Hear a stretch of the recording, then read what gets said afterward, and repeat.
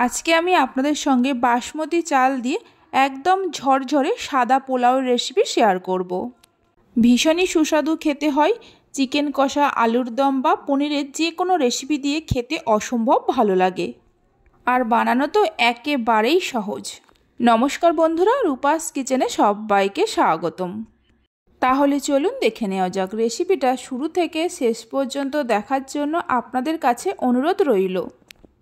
সবার প্রথমে 1 কাপ বাসমতি চাল নিয়ে 2-3 বার জল বদলে বদলে ধুয়ে নেব।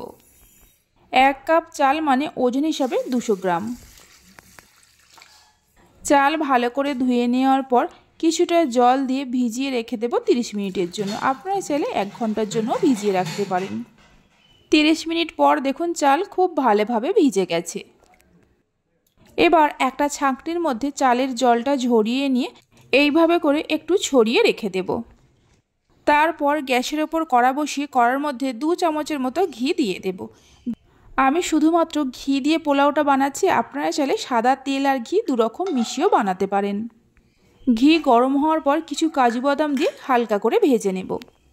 মিডিয়াম ফ্লেমে 10-12 সেকেন্ডের মতো কাজু বাদাম ভেজে নেওয়ার পর কিছু কিশমিশ দিয়ে দেব। কিশমিশটা দেওয়ার পর কাজু বাদামের সঙ্গে ভেজে নেব। কাজু বাদাম আর কিশমিশের পরিমাণটা আপনারা কম বেশি করে নিতে পারেন। দেখুন কাজু বাদাম আর কিশমিশ ভালো করে ভেজে নেওয়া হয়ে গেছে, তুলে নিয়ে রেখে দেব। কাজু কিশমিশটা তুলে নেওয়ার পর ওই ঘিয়ের মধ্যে ফোড়ন দিয়ে দেব 2টো তেজপাতা আর কিছু গোটা গরম মশলা নিয়ে একটু থেতো করে নিয়ে দিয়ে দেব।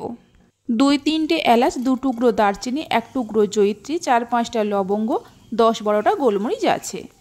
ঘিয়ের সঙ্গে ফোড়নটাকে 10-12 সেকেন্ডের মতো ভেজে নেব।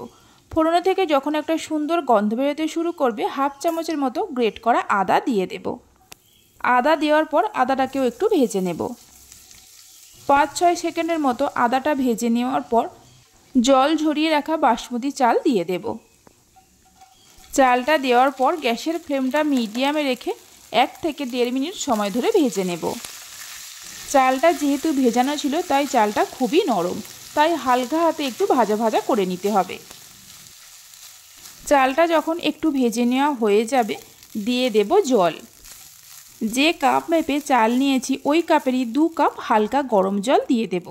আমি 1 কাপ চাল নিয়েছিলাম, 1 কাপ চালের জন্য আমাদের 2 কাপ জলের প্রয়োজন। মানে যে কাপ বা বাটি মেপে যতটা চাল নেবেন তার ডবল জল দিতে হবে। স্বাদ মতো নুন দিয়ে দেব। ভেজে রাখা কাজু আর কিশমিশ দিয়ে দেব। সব কিছুকে মিশিয়ে নিয়ে গ্যাসের ফ্লেমটা হাইতে করে জলটা ফোটা পর্যন্ত অপেক্ষা করব। জল যখনই ফুটতে শুরু করবে গ্যাসের ফ্লেমটা লো টু মিডিয়ামে করে ঢাকা দিয়ে কিছুক্ষণ রান্না করে নেব।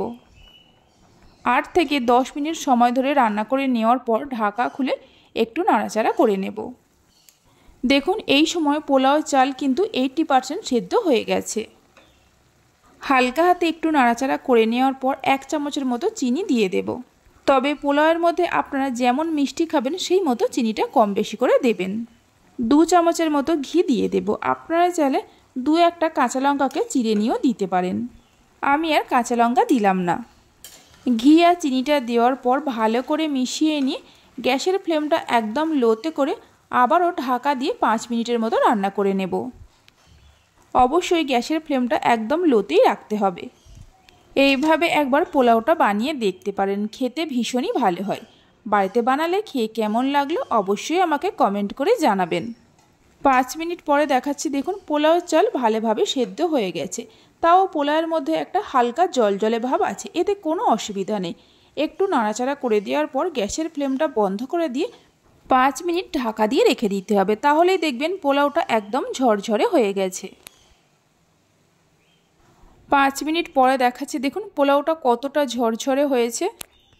বাসমতি চাল দিয়ে সাদা পোলাওটা আমাদের তৈরি হয়ে গেছে। এবার পনিরের যে কোনো রেসিপি, আলুর দম বা চিকেন কষা যে কোনো কিছু দিয়ে পরিবেশন করতে পারেন। রেসিপি ভালো লেগে থাকলে অবশ্যই একটা লাইক করবেন, বন্ধুদের সঙ্গে শেয়ার করবেন। ভালো লাগলে চ্যানেলটি সাবস্ক্রাইব করে পাশে থাকা বেল আইকনটি প্রেস করবেন। তাহলে আমি যখনই কোনো রেসিপি দেব খুব সহজে দেখে নিতে পারবেন।